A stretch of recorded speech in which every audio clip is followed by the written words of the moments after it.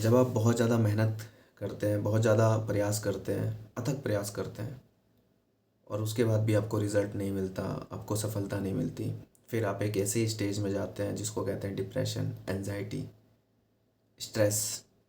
जब आपके मन के मुताबिक काम नहीं होता, तब आप जाते हैं इन सब चीज़ों में।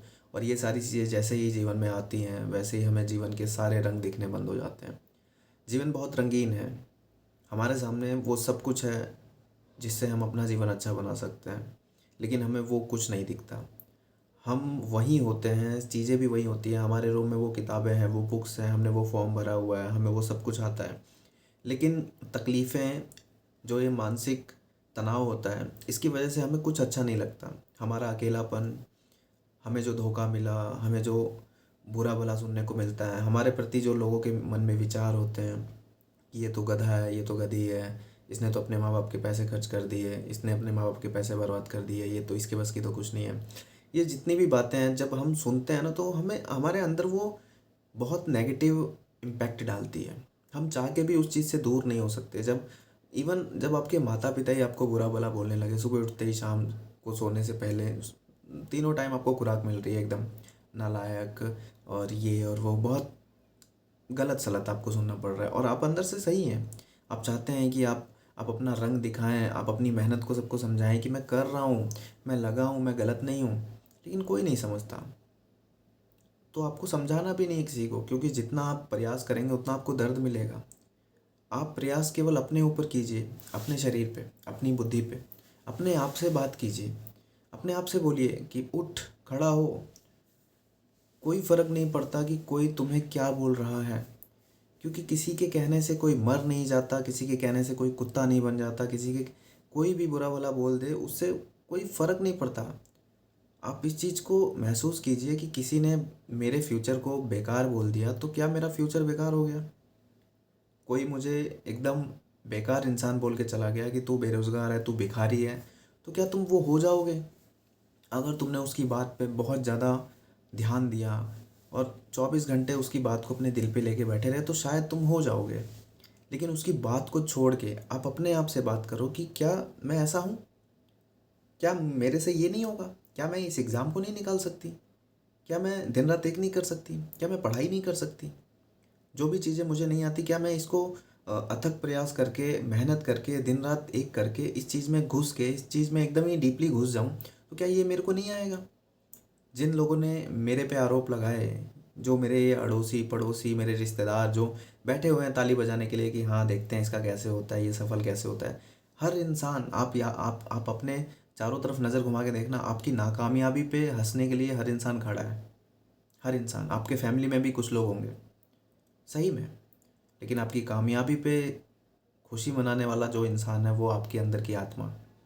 जब आपकी कठोर तपस्या, आपकी कठोर मेहनत जब रंग लाना शुरू करती है, तो आपके अंदर का वो जो इंसान होता है ना, जो सच्चा होता है, जो अच्छा है, उसको बहुत खुशी मिलती है। बहुत अजीब सी खुशी मिलती है।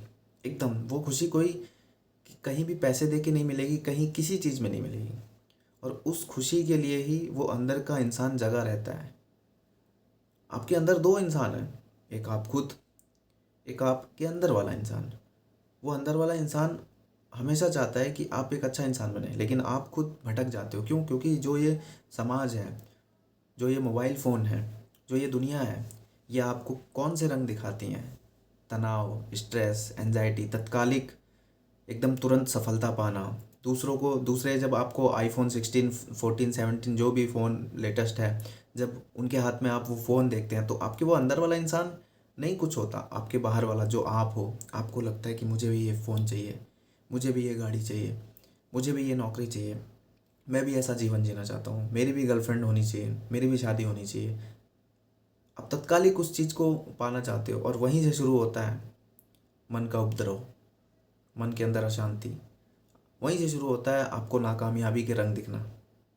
लेकिन आपके अंदर वाला इंसान ये उसको पता है कि मेहनत करना पड़ेगा, सब कुछ भूलना पड़ेगा। जो इंसान 36 चीज़ों को लेके चल रहा है, जो इंसान अपने दिमाग में 36 प्लान को लेके चल रहा है, जो इंसान सुकून से सो रहा है, उसका सुकून, उसके सुकून की कोई वैल्यू नहीं होगी, क्योंकि वो सुकून कब तक रहेगा? आपको ये पता है कि एक टाइम पीरियड में, मैं खुद कह रहा हूँ कि आपको एक टाइम पीरियड में सारे सुकून, सारे लोभ प्रलोभन, सारे मज़े त्यागने पड़ेंगे, सारे रिश्ते तोड़ने पड़ेंगे।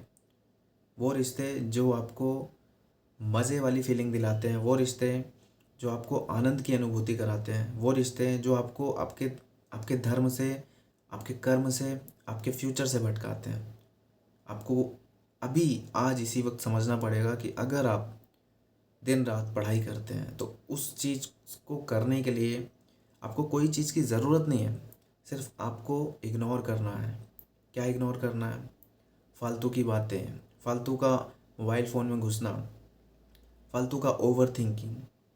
अपने लक्ष्य को क्लियर रखो। लोको पायलट तो लोको पायलट, टीचर बनना है तो टीचर बनना है, पीसीएस निकालना है तो पीसीएस निकालना है, एमटीएस निकालना है तो एमटीएस निकालना है, इवन रेलवे ग्रुप डी निकालना है तो ग्रुप डी निकालना है, एनटीपीसी निकालना है तो एनटीपीसी निकालना है।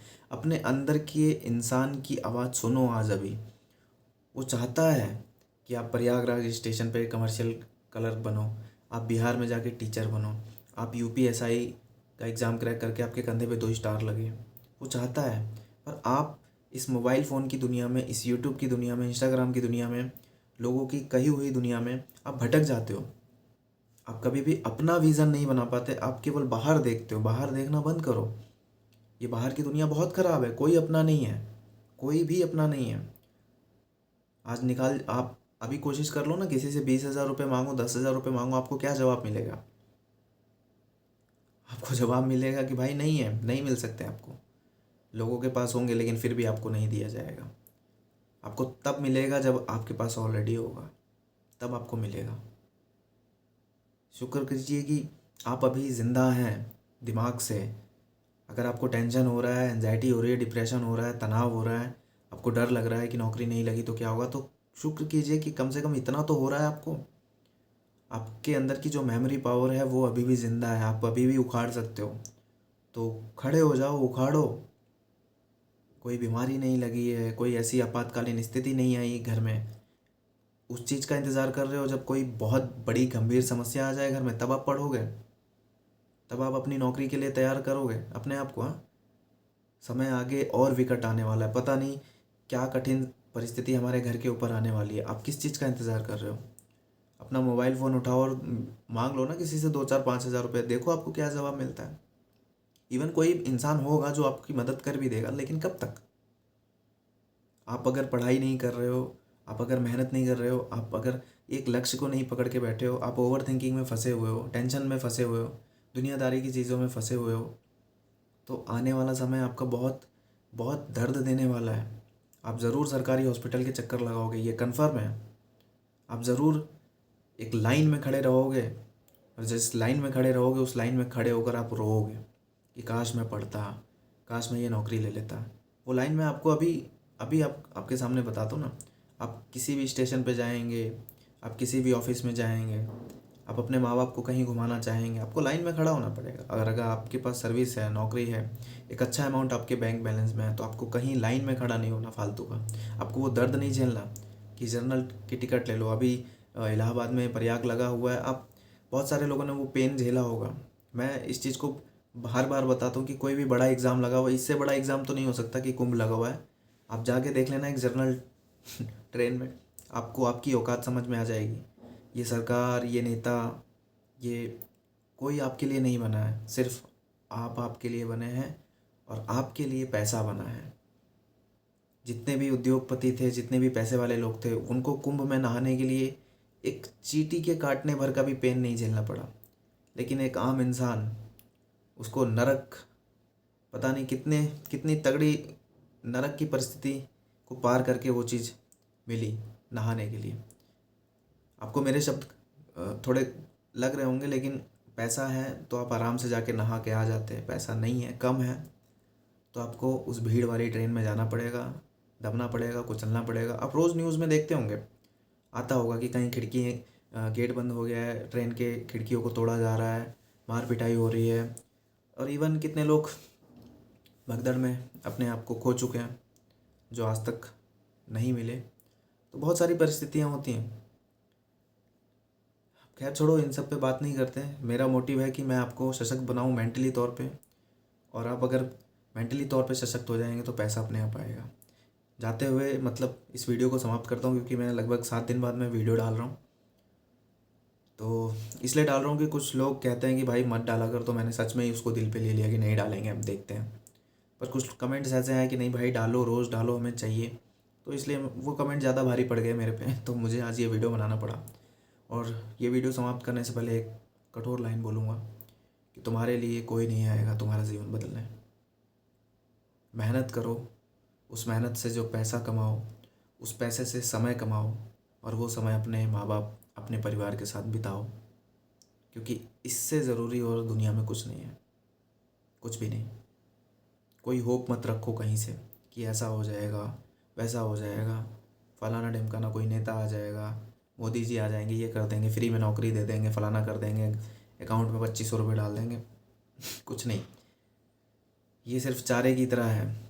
देश के बहुत बड़े बड़े लोग बड़े इसलिए हैं क्योंकि एक भीड़ बनी हुई है, और उस भीड़ का हिस्सा हम हैं, आप हैं। उस भीड़ का हिस्सा नहीं बनना, हमको अलग होना है। मेहनत कीजिए, पढ़ाई कीजिए, नहीं तो ज़िंदगी बद से बदतर हो जाएगी। Thank you very much.